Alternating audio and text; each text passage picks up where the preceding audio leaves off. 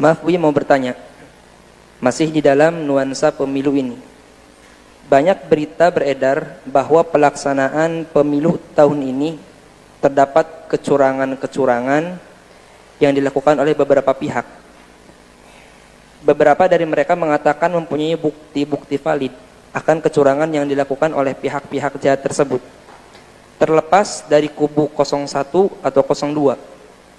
Bagaimana sebaiknya kita menyikapi berita kecurangan tersebut, dan bagaimana hukumnya jika nanti pemimpin yang terpilih itu memang dikatakan banyak pihak bisa terpilih karena hasil dari kecurangan? Terima kasih Buya. Baik, yang pertama, yang namanya kecurangan adalah kejelekan. Makanya pandanglah kejelekan sebagai kejelekan. Jangan dirubah kecurangan menjadi kebaikan. Kalau betul terjadi kecurangan, maka itu jelek. Kalau, kenapa pakai kalimat kalau? Jika. Urusan ahlinya itu. Hanya media dan sebagainya. Urusan ahlinya. Saya tidak bisa menghukumi secara jelas dalam hal semacam ini. Urusan ahlinya. Jadi kalau kebatilan, kecurangan adalah kejelekan. Pertama. Kemudian, karena itu kejelekan, bagi Anda yang punya keahlian, punya ilmu untuk mengungkap kecurangan dan kejelekan, Anda wajib bangkit. Kalau tidak, Anda dosa. Tidak tahu kecurangan apa ini misalnya. Ini kaidah secara umum ini berlaku untuk hari ini dan tahun pemilihan yang akan datang. Ini sama kasusnya. Termasuk curang di perusahaan Anda, sama. Kalau Anda yang bisa menghentikan kecurangan dan mengungkap kecurangan, maka Anda wajib bangkit. Ini yang kedua. Yang ketiga, kebaikan kayak apapun, kalau caranya tidak baik, itu tidak akan diterima. Apalagi kebaikan yang belum jelas. Misalnya, kita buat contoh, orang bangun masjid. Orang bangun masjid, tak taunya apa? Ustadz dan kiainya mengerahkan tetangganya, biar cepat jadi masjidnya, ada yang rampok, ada yang nyopet, sana deh. Dengan curang, yang nggak bener. Nggak bisa, nggak diterima itu masjid. Padahal jelas tujuannya, jelas-jelas benar, namanya masjid. Apalagi hanya urusan presiden, masih khilaf apa benar baik atau tidak baiknya orang itu. Ini masjid saja nggak boleh dibangun dengan kecurangan. Maka jika pemimpin diangkat dengan curang, ini kaidah umum ya, Anda harus punya paham. Ini akan yang kami sampaikan berlaku kapan saja ini. Jika seorang pemimpin itu digolkan dengan kecurangan, masjid saja nggak benar jadinya, apalagi pemimpin. Anda nggak tahu dia, nggak sebagus masjid. Kalau sudah diusung kecurangan, maka tidak akan membuahkan hasil yang baik, tidak. Ingat, maka tidak dibenarkan mengusung. Anda punya tujuan ke apapun, tidak diperkenankan. Nah, dengan kecurangan, biarpun itu masjid yang ingin Anda bangun, nggak sah, dosa tetap. Maka bagi Anda yang melihat kecurangan di masjid, misalnya ada orang bangun masjid, tak taunya ada panitia yang menggerakkan, ada anak muda untuk ngerampok di sana. Anda kalau tahu kejadian semacam ini, Anda, kiai yang ada di dalam masjid, ustadz pengurus masjid harus menghentikan. Kalau tidak, Anda masuk wilayah dosa, Anda masuk neraka terlebih dahulu. Ini masjid. Sama di dalam kasus pemilihan presiden ini, saya kembalikan ini nasihat untuk semuanya. Kalau memang betul di situ ada kecurangan, Anda harus jujur. Terserah ini kecurangan di mana atau di mana. Kalau memang Anda misalnya pendukung 04, ternyata di dalam 0 Anda kiai soleh, Anda punya cita-cita di 04, ini adalah benar. Tak taunya prosesnya adalah ada kecurangan, maka ketahuilah, Anda wajib menghentikan kecurangan dan Anda harus bersuara. Jika kemarin Anda yang mendukungnya, Anda pendukung 04 misalnya, tak tahu jadi dalam prosesnya ada kecurangan di dalamnya, Anda harus berbicara. Kalau tidak, Anda masuk neraka lebih dahulu. Wahai saudaraku yang aku cintai, hei kiai ustadz yang saya cintai, Anda harus bersuara. Katakan tidak boleh kecurangan terjadi. Kebaikan tidak bisa dibangun dengan kecurangan, karena kecurangan ini adalah bahan. Di saat terjadi pemerintahan, inilah yang akan berjuang orang-orang curang ini. Anda akan mendukung kecurangan pada hakikatnya. Anda membiarkan kecurangan dan dosa. Maka kami himbau, wahai para ustadz, para kiai yang sangat kami cintai, apalagi mungkin Anda adalah termasuk guru-guru saya barangkali, atau orang-orang yang saya muliakan, jika Anda melihat kecurangan, Anda jangan diam. Anda punya hitungan di hadapan Allah. Kalau sudah Anda mendiamkan kecurangan, Anda sudah mengikuti hawa nafsu, hitungan di hadapan Allah. Nasihat perlu kami sampaikan untuk diri saya sendiri.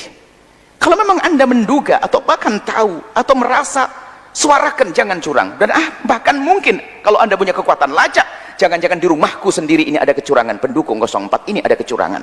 Anda harus bergerak, tidak boleh curang. Nasihati semuanya. Kalau Anda memang betul-betul kiai dan Anda ustadz, nasihati, nggak boleh curang. Tapi kalau Anda diam, Anda tidak bersuara, Anda tidak bersuara, ada hisab di hadapan Allah. Anda akan membiarkan kecurangan akan bertahta. Kelihatannya yang bertahta adalah presiden yang curang misalnya, yang punya anggota curang. Bukan itu saja. Yang akan bertahta adalah orang-orang curang di dalamnya. Anda mau di mana? Anda akan dipinggirkan sana. Kecuali Anda ikut bersama mereka, sama-sama curang. Masuk wal qadarana di jahannam tadi. Siap masuk neraka jahannam tadi. Ayatnya kebetulan ayat yang serupa. Anda baca tafsir hari ini. Anda baca tafsir ini surat Al-A'raf yang kami baca hari ini. Persis masalah seperti itu. Jadi kami sampaikan kepada Anda, wahai para tokoh, para ustadz, kita perlu jujur di hadapan Allah. Mungkin ini bahasa cinta kami kepada Anda. Mungkin Anda orang yang telah salah, Anda kepleset. Mohon, kalau Anda melihat kecurangan dan itu benar menurut Anda, atau dugaan Anda, seperti kemarin Anda menduga calon pemimpin Anda itu benar, sekarang Anda harus, kalau menduga itu adalah ada kebatilan, Anda harus bersuara. Bahkan Anda harus memangkas. Kenapa? Barangkali orang yang Anda pilih benar-benar jadi, maka di bawahnya bersih dari orang-orang curang. Tapi kalau Anda diam, maka akan terangkat orang tersebut, karena orang-orang curang. Anda punya tanggung jawab di hadapan Allah. Takutlah kepada Allah.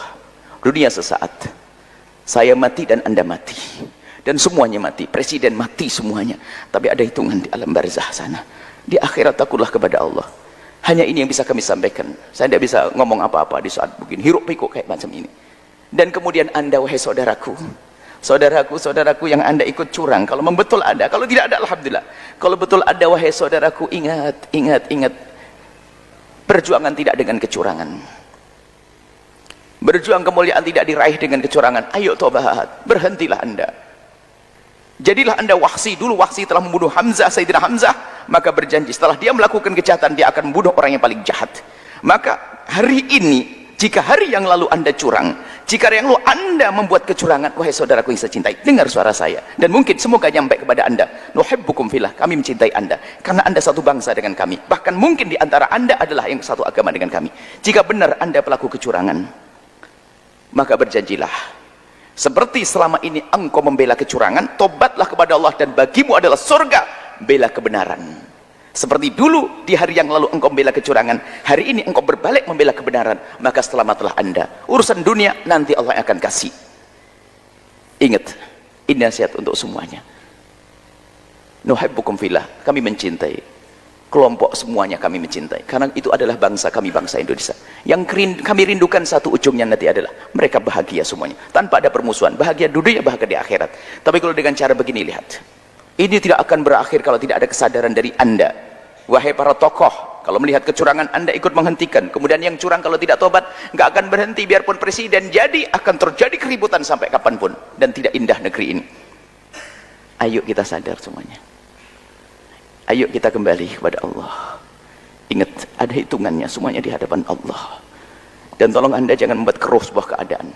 Ingat, janji Allah, Allah tidak akan ingkar janji. Kalau Anda jadi juru damai, Anda membuat kebaikan, maka Allah akan berikan kepada Anda kebaikan.